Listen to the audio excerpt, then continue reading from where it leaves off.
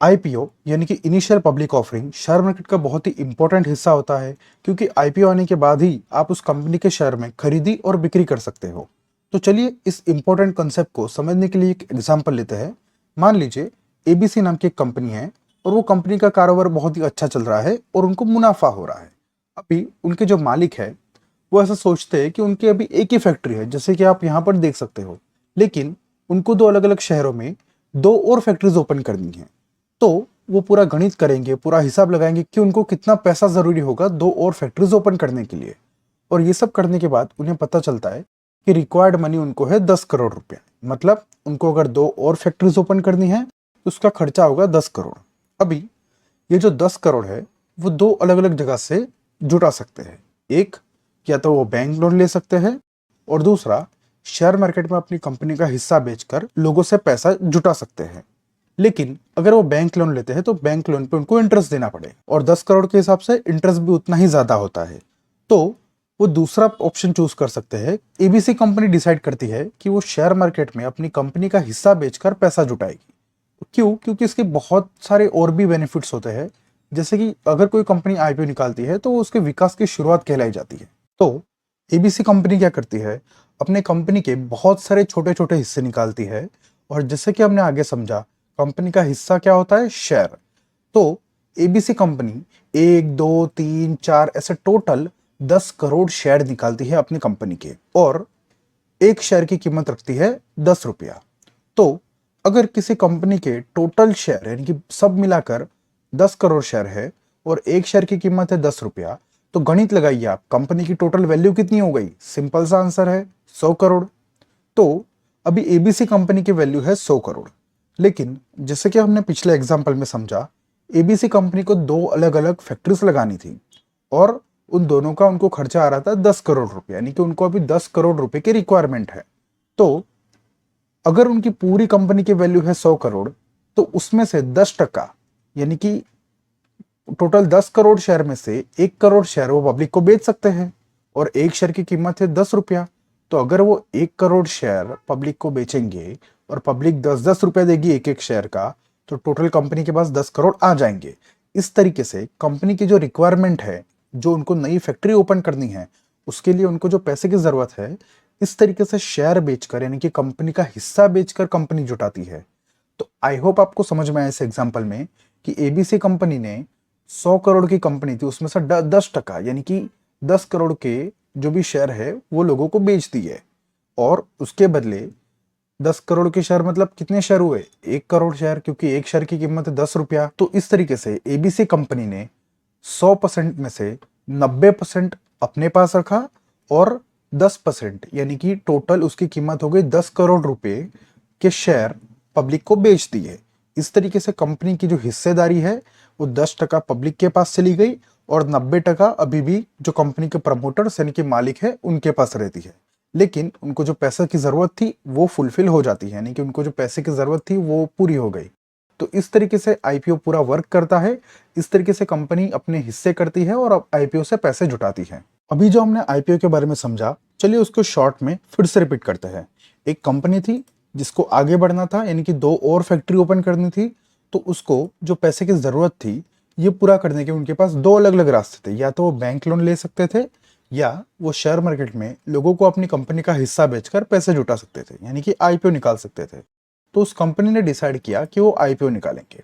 अभी आईपीओ में क्या होता है, पब्लिक को वो शेयर बेचे जाते हैं, और पब्लिक उन शेयर के बदले कंपनी को पैसा देती है, जिससे कंपनी को जिस चीज के लिए यानी कि आगे बढ़ने के लिए जो दो फैक्ट्री ओपन करने के लिए पैसा चाहिए था वो कंपनी को मिल जाता है।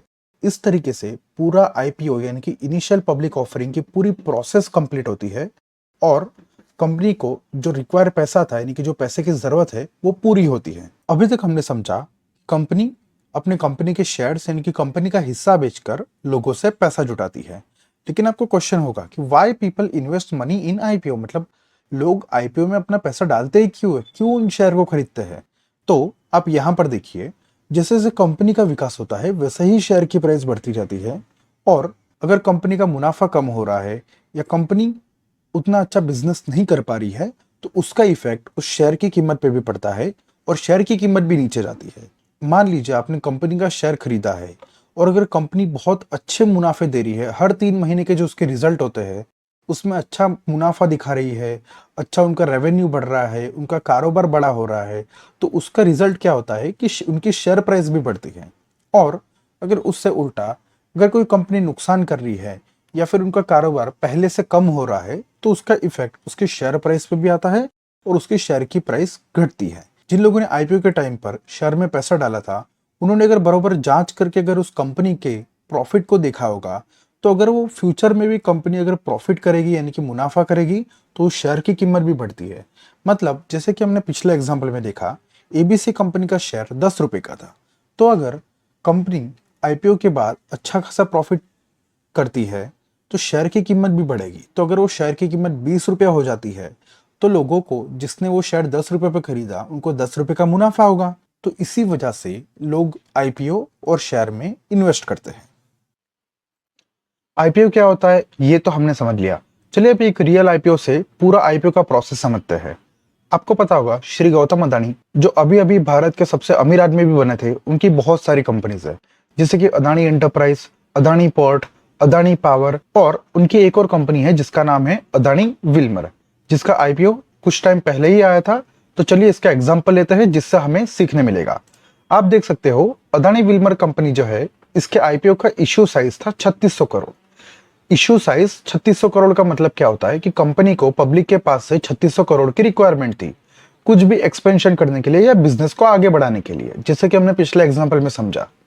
वैसे ही अदानी विल्मर को 3600 करोड़ पब्लिक के पास से शेयर बेचकर जुटाने थे, तो इसीलिए उसको कहा जाता है कि इश्यू साइज 3600 करोड़। उसके बाद जो ऑफर प्राइस रेंज रखी गई थी वो थी 218 या 230, यानी जो कंपनी के शेयर बाहर आने वाले हैं वो कौन सी प्राइस पर आएंगे उसकी दो अलग अलग प्राइस दी जाती है। तो अदानी विल्मर कंपनी ने ऑफर प्राइस रेंज रखी थी 218 या 230, यानी कि जब भी आईपीओ ओपन होगा वो 218 रुपए के हिसाब से या फिर 230 रुपए के हिसाब से आपको शेयर मिलेंगे। इसको कहा जाता है ऑफर प्राइस रेंज। अभी यहां पर लॉट साइज होता है आईपीओ में, यानी कि आप आईपीओ के टाइम कभी भी 1, 2, 3 या 4 शेयर नहीं ले सकते हो। आईपीओ के टाइम आपको एक लॉट में लेना पड़ता है। लॉट यानी कि सेट। आपको पता होगा अगर आप किसी भी होलसेल सेलर की दुकान पर जाओगे तो आपको वो कोई भी आइटम 1, 2 या 3 नहीं देगा, वो कहेगा आप पूरा सेट लीजिए, आप पूरा लॉट लीजिए, आपको 10 आइटम या 20 आइटम लेनी पड़ेगी। तो इसी तरह आईपीओ के टाइम पे आपको कभी भी शेयर्स 1, 2 या 3 की क्वांटिटी में नहीं मिलते हैं, उसका एक लॉट होता है। हर एक कंपनी अपने आईपीओ के टाइम अलग अलग लॉट साइज रखती है, लेकिन अदानी विल्मर ने लॉट साइज रखा था 65 शेयर का, यानी कि अगर आपको आईपीओ में इन्वेस्ट करना है तो आपको कम से कम 65 शेयर में इन्वेस्ट करना पड़ेगा। जिससे कि कंपनी ने कहा था कि शेयर की कीमत 218 होगी या 230 रुपए होगी, और टोटल एक लॉट साइज में 65 शेयर होते हैं। इसका मतलब यानी आपका इन्वेस्टमेंट होगा 218 मल्टीप्लाई बाय 65 शेयर। क्यों? क्योंकि एक लॉट में 65 शेयर है, तो आपका कम से कम इन्वेस्टमेंट होगा 14,170 रुपया।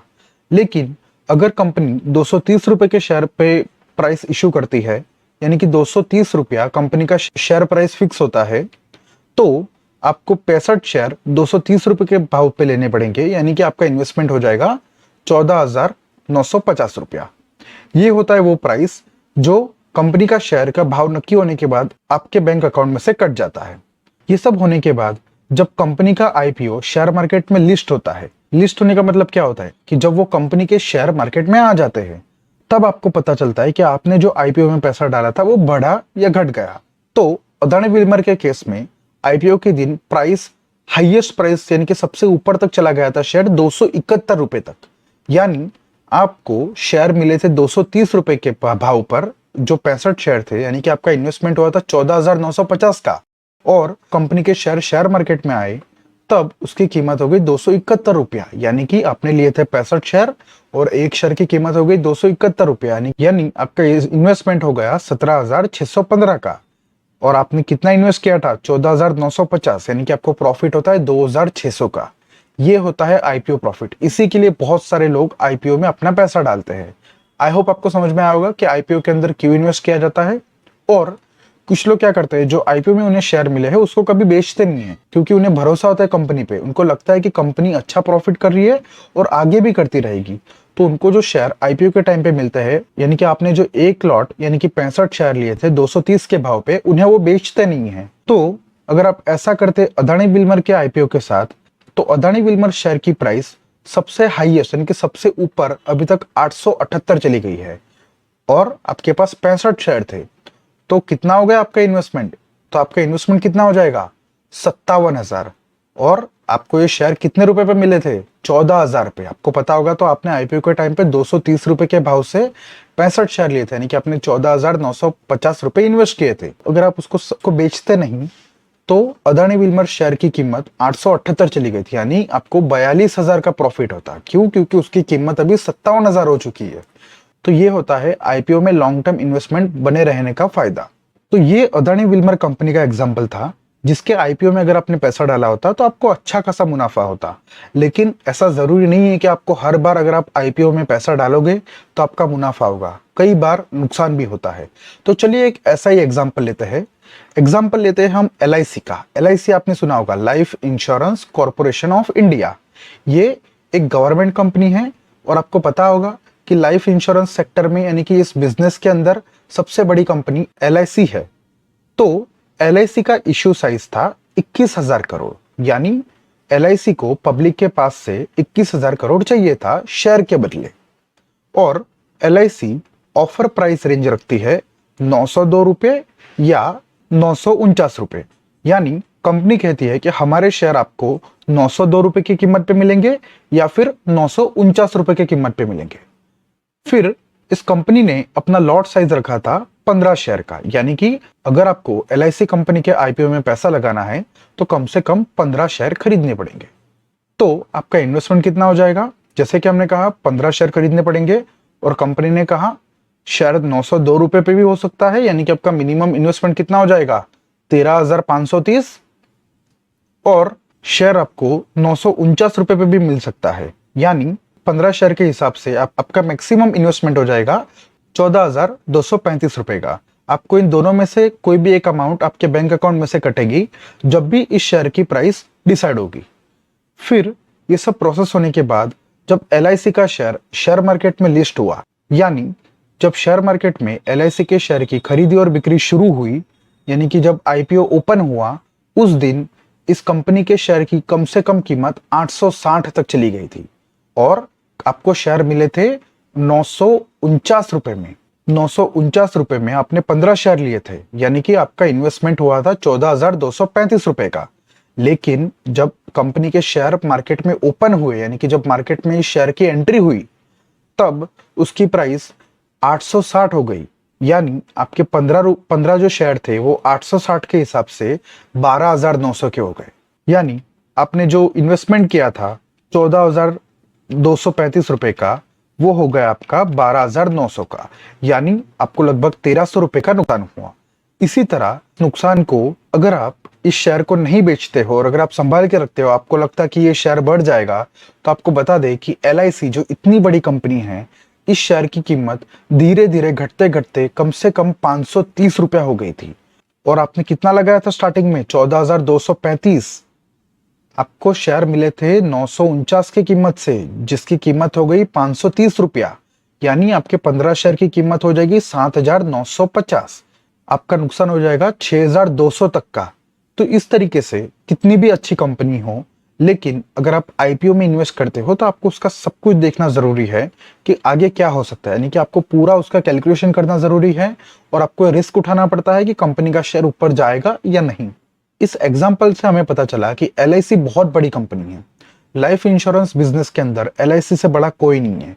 फिर भी जब उसका शेयर बाहर निकला तो उसकी शेयर की कीमत घटती गई और शेयर बाहर निकला था 949 रुपए से, यानी जिन भी लोगों ने आईपीओ में इन्वेस्ट किया उनके 14,235 रुपए कटे और उनको मिले 15 शेयर 949 रुपए की कीमत से।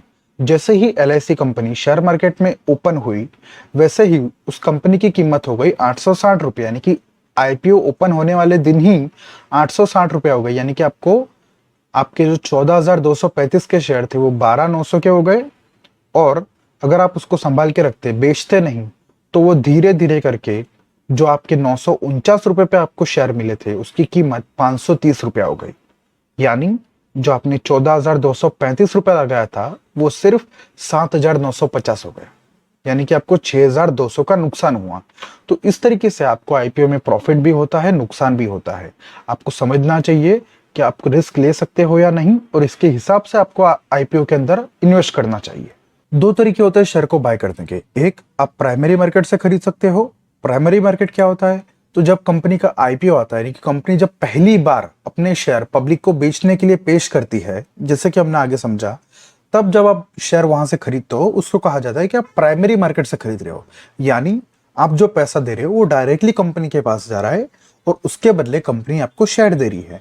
इसीलिए इसको प्राइमरी मार्केट कहा जाता है, मतलब आईपीओ, और उसका मतलब होता है डायरेक्टली फ्रॉम कंपनी आप शेयर खरीद रहे हो।